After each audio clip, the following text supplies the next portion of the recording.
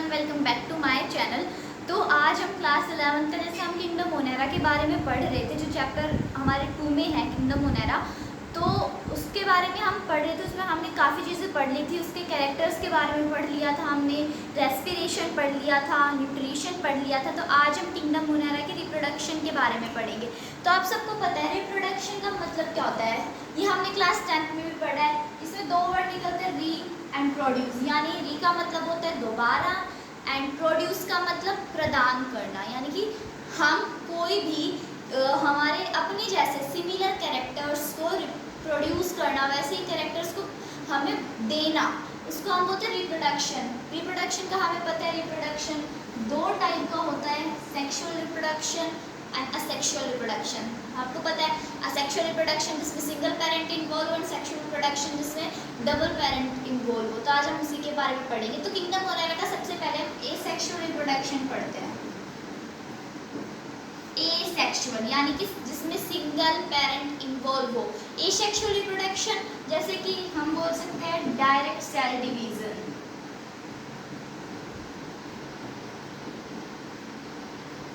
Direct cell division या फिर direct nuclear division भी हम इसको बोल सकते हैं, क्योंकि इसमें सेल जो होता है वो बिल्कुल डायरेक्टली हमारा डिवाइड हो जाता है।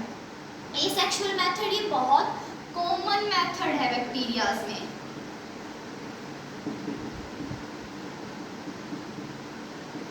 एसेक्सुअल रिप्रोडक्शन बहुत कॉमन मेथड है। हमारे जितने भी बैक्टीरिया होते हैं वो लगभग 99% हमारे एसेक्सुअल मेथड से डिवाइड होते हैं। सेक्सुअल मेथड भी होता है उनमें, लेकिन एसेक्सुअल मेथड हमें हायर लेवल पे देखने को मिलता है।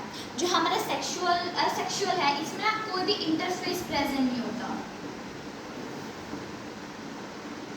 ना एमफेस प्रेजेंट होता है। यानी कि हम बोल सकते हैं टेलोफेस, एनाफेस, एमफेस, एसफेस, ये सब डिलीटेड होते हैं। यानी कि जो हमारी पूरी एमिटोटिक साइकिल होती है, जिसमें सारे जितने भी हमारे फेस आते हैं, ये पूरी डिलीट होती है। कोई भी इसमें फेस प्रेजेंट नहीं होता है, ना ही इसमें स्पिंडल फाइबर फॉर्मेशन होता है।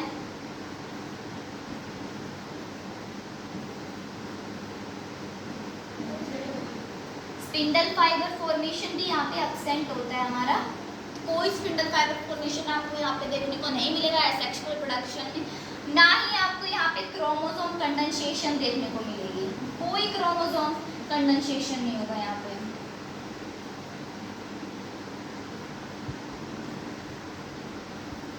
कोई क्रोमोसोम कंडेंसेशन नहीं होगा, ठीक है। उसके बाद हमें बता दिया बहुत कॉमन टाइप है बैक्टीरिया में। बैक्टीरिया मेनली सेक्सुअल के बाइनरी फ्यूजन, इसमें आप बाइनरी फ्यूजन पढ़ेंगे।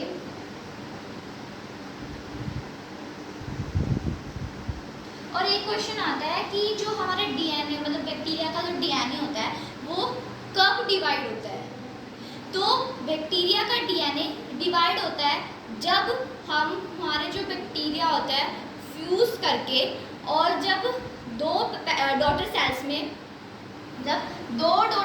में डिवाइड करते हैं, उन दो डॉटर सेल्स के जस्ट डिवीजन होने से जस्ट पहले हमारा डीएनए दो पार्ट्स में डिवाइड हो जाता है, ताकि वो दोनों डॉटर सेल्स को हमारा डीएनए मिल सके।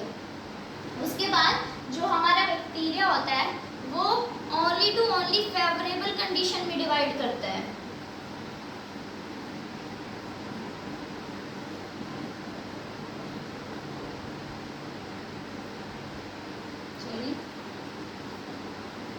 Divide only in favourable condition, यानी कि तब बैक्टीरिया का मन करेगा वो तभी डिवाइड होगा। अगर उसके साथ जबरदस्ती की जाएगी, यानी कि अनफेवरेबल कंडीशन उसको तो प्रोवाइड की जाएगी, तो बैक्टीरिया डिवाइड नहीं करेगा।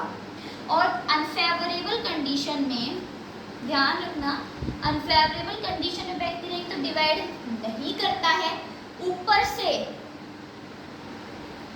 बैक्टीरिया चला जाता है पेरिनेशन में।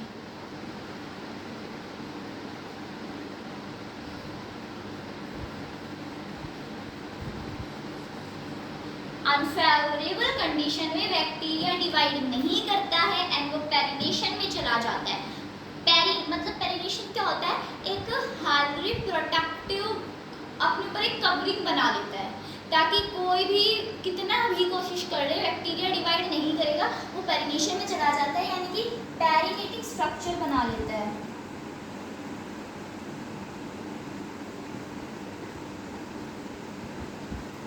जिसको हम एंडोस्पोर भी बोलते हैं, एंडोस्पोर।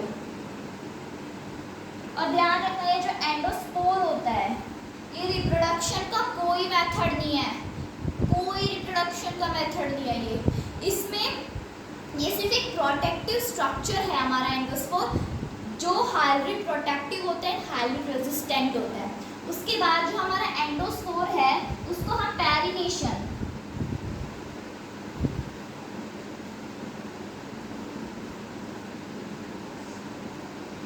एंडोस्पोर को हम पेरिनेशन से किल नहीं कर सकते। पेरिनेशन क्या होता है?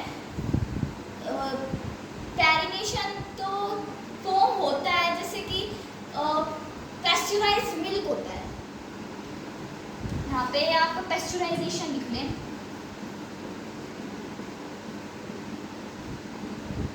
पेस्चराइजेशन तो आपको पता होगा, पेस्चराइज्ड मिल्क आप लेके आते हैं, जैसे कि जो हम थैली वाला दूध लेके आते हैं वो पेस्चराइज्ड मिल्क होता है। ऐसे ही पेस्चराइजेशन से हम एंडोस्पोर को किल नहीं कर सकते।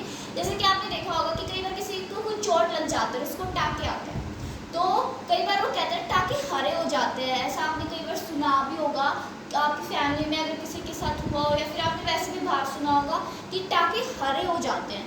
क्या होता है उसमें? उसमें बैक्टीरिया होता है, उसको अनफेवरेबल कंडीशन प्रोवाइड करवाए जाते हैं डिवाइड करने के लिए। तो जब बैक्टीरिया को अनफेवरेबल कंडीशन मिलती है तो वो पेरिनेटिक स्ट्रक्चर बना लेता है।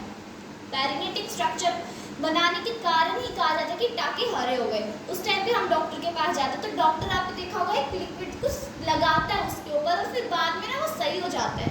तो क्या करता है डॉक्टर? एंडोस्पोर को हम सिर्फ ऑटोक्लेव से ही किल कर सकते हैं, ऑटोक्लेव से ही किल किया जा सकता है। डॉक्टर जो हमें प्रोवाइड करता है हमारे जब टाँके हरे हो जाते हैं उसको सही करने के लिए, इसमें इतनी ज़्यादा हीट होती है, बहुत ज़्यादा ये हीट प्रोवाइड करवाता है। ये अराउंड 120 डिग्री सेंटीग्रेड तक हीट प्रोवाइड करवाता है, जिसकी वजह से जो हमारा पेरिनेटिक स्ट्रक्चर है वो टूट जाता है।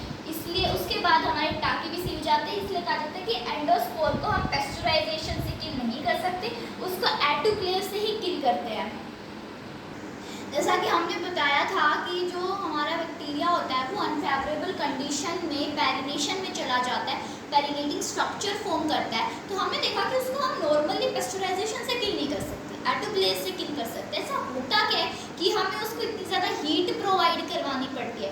तो ये स्ट्रक्चर है बैक्टीरिया ड्यूरिंग अनफेवरेबल कंडीशन, जब बैक्टीरिया पेरिनेटिक स्ट्रक्चर फॉर्म कर लेता है। देखो ये फर्स्ट लेयर है हमारी एंडोस्पोरियम।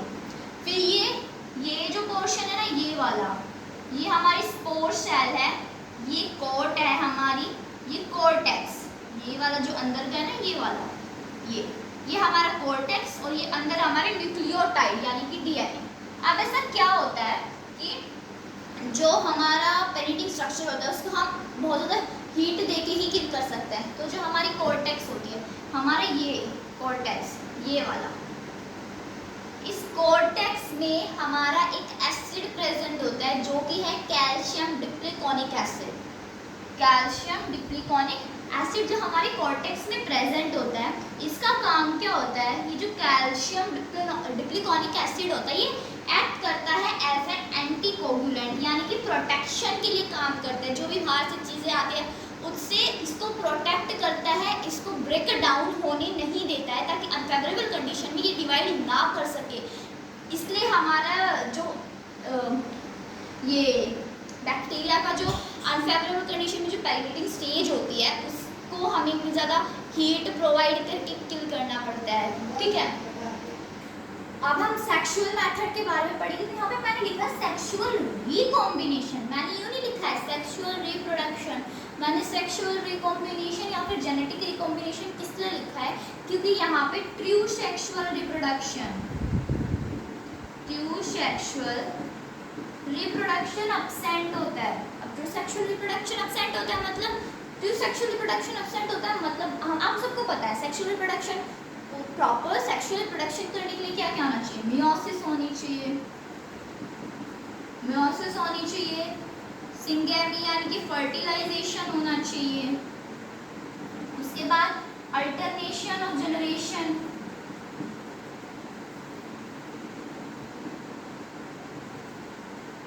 अल्टरनेशन ऑफ जनरेशन होना चाहिए, एक्सचेंज ऑफ डीएनए होना चाहिए।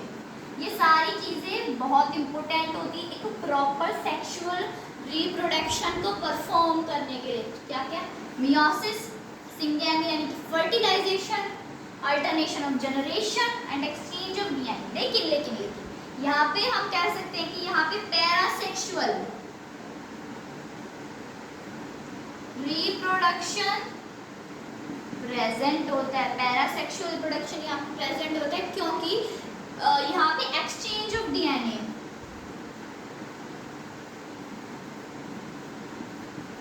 प्रेजेंट होता है। एक्सचेंज ऑफ डीएनए यहाँ पे टेक प्लेस करता है। मियोसिस नहीं होता यहाँ पे, सिंगैमी नहीं होता, अल्टरनेशन ऑफ जनरेशन नहीं होता, इसलिए इसको सेक्सुअल रिकॉम्बिनेशन बोला गया है।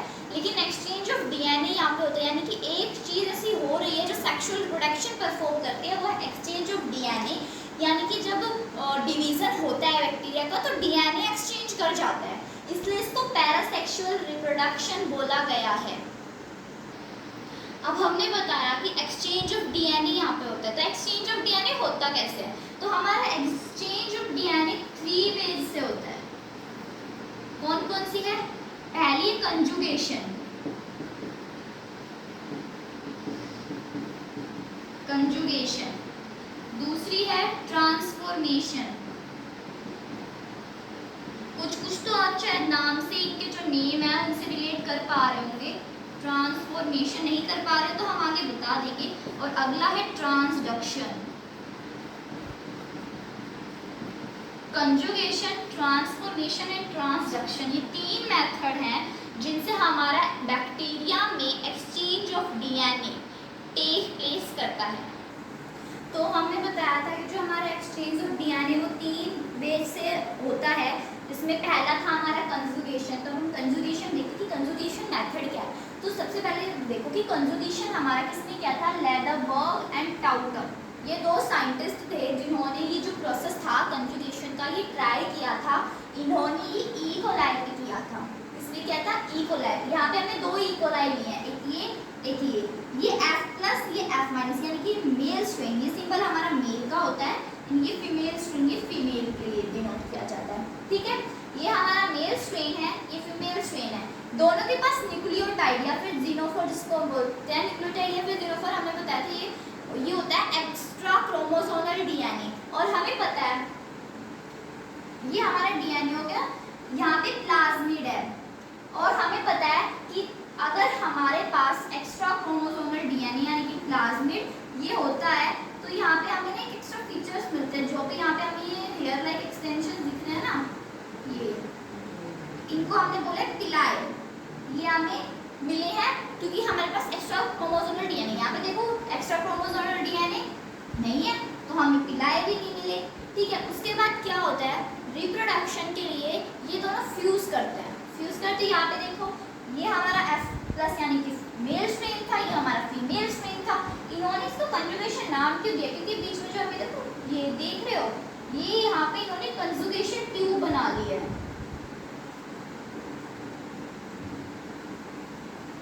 और ये कंजुगेशन ट्यूब फॉर्म कर लेते हैं, इसलिए इस प्रोसेस को हमने नाम दिया है कंजुगेशन। यहाँ पे जैसे ही इन्होंने ये कंजुगेशन ट्यूब बीच में बनाई तो ये प्लाज्मिड जो है हमारा वो इधर से इधर ट्रांसफर, और इधर भी हमें प्लाज्मिड मिल गया। प्लाज्मिड मिलने के बाद वही पिलाए हमें यहाँ पे भी मिला। यहाँ पे देखो इसमें भी प्लाज्मिड है, इसमें भी प्लाज्मिड है। न्यूक्लियोटाइड हमारा दोनों में पहले ही था, पिलाए है इसमें भी पिलाए है। लेकिन अब दिक्कत क्या है कि ये भी ये हमारा मेल स्ट्रेन था F प्लस, लेकिन जब हमारा यहाँ पे फ्यूजन हुआ, सेक्सुअल रिकॉम्बिनेशन हुआ तो ये F माइनस F प्लस में चेंज हो गया। आप ध्यान रखना, तब F plus into F minus करते हैं हम तो हमें रिजल्ट हमेशा F प्लस मिलता है। अब हम ह्यूमन बींग्स में देखें तो ऐसा थोड़ी होता है कि जब एक मेल एंड फीमेल फ्यूज करते हैं, जब सेक्सुअल प्रोडक्शन परफॉर्म करते हैं तो ये तो नहीं होता कि दूसरी साइड भी फीमेल तो कन्वर्ट होकर मेल आ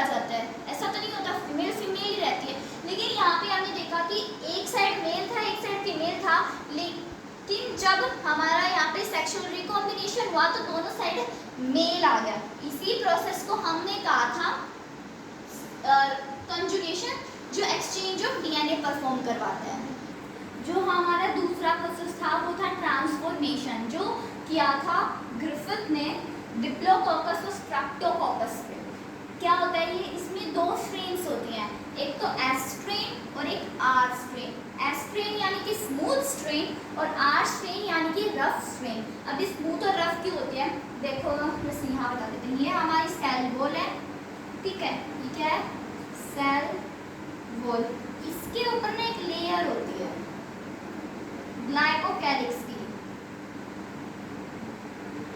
ग्लाइकोकैलिक्स की एक लेयर होती है। जो हमारा एस स्ट्रेन यानी कि स्मूथ स्ट्रेन होता है उसमें ये ग्लाइकोकैलिक्स की लेयर प्रेजेंट होती है, लेकिन जो हमारा आर स्ट्रेन होता है उसमें ग्लाइकोकैलिक्स की लेयर एब्सेंट होती है, यानी इसमें सिर्फ हमारी सेल वॉल प्रेजेंट होती है, ग्लाइकोकैलिक्स की लेयर प्रेजेंट नहीं होती है। अब क्या क्या उन्होंने एस स्ट्रेन को लिया और जो हमारे माइस थे, चूहे थे, उनमें इंजेक्ट कर दिया।